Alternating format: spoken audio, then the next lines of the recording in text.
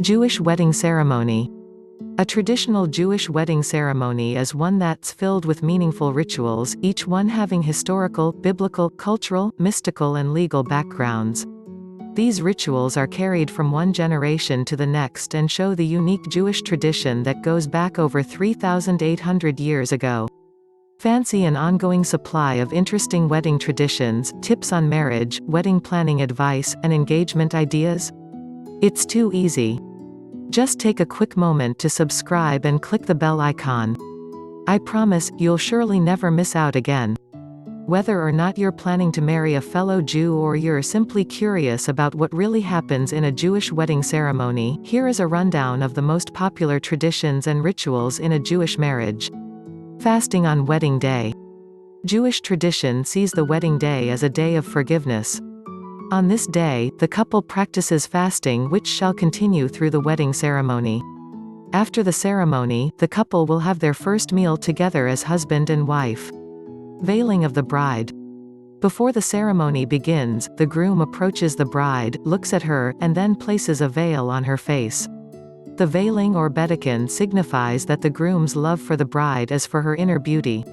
It also signifies that the bride and groom are two distinct individuals even after they are married. Signing of the Ketubah. As part of Jewish civil law, the couple has to sign the Ketubah, which is a Jewish prenuptial agreement. There are two witnesses to the signing, which happens before the ceremony takes place. The signed Ketubah is read to the guests during the wedding. The agreement states the groom's responsibilities to his wife, what he is expected to provide in the marriage, the protections and rights of the bride, and a guiding framework if their marriage would end in a divorce. Walking down the Happa. In a Jewish wedding, the couple exchanges vows under an altar called Happa.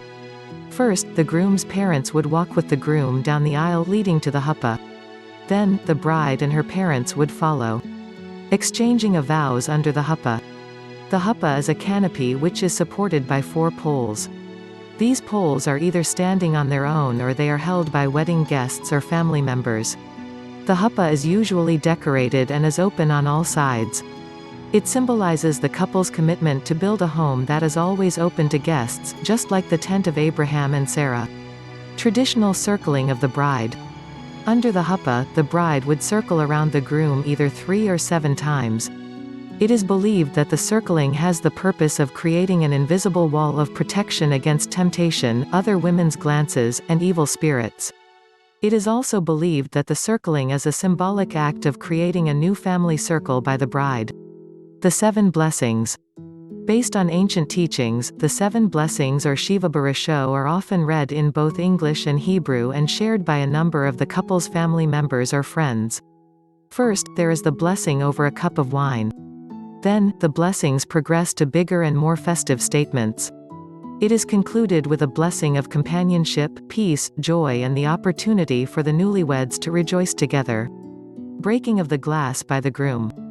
Towards the conclusion of the wedding ceremony, the groom steps and breaks a glass with his right foot. The glass is usually wrapped in a cloth bag or napkin to avoid injury. Afterwards, the couple will kiss, and the guests will shout Mazel Tov, which means congratulations. This tradition has several interpretations, but the most popular one is that it represents that historic event when the Temple of Jerusalem was destroyed. The shouting of Mazel Tov. If you're attending a Jewish wedding, you can expect to hear people shouting Mazel Tov, which usually happens after the ceremony and the groom is done with breaking the glass. It has a similar meaning of congratulations or good luck in English. When translated directly, it means wishing for a great destiny and the best for the future. The yichud or seclusion. At the end of the ceremony, the newly married couple would spend at least 8 minutes together in a secluded room where they can reflect privately on their new bond and rejoice in their union. It is also during this period that the couple shares their first meal together as husband and wife. Traditional meals can range from the golden soup of the Ashkenazim to grandma's chocolate chip cookies. Jewish or not, the tradition of spending time and having the first meal together before the festivities is truly a romantic way to wind down and celebrate the first few moments as husband and wife. It may only be 8 minutes, but for the couple, it may mean a lasting moment which they will always cherish throughout their married life. Thanks for watching. Which of these traditions do you find the most interesting and why? We'd love to hear your thoughts, so please hit the comment box below. Have a great 2020.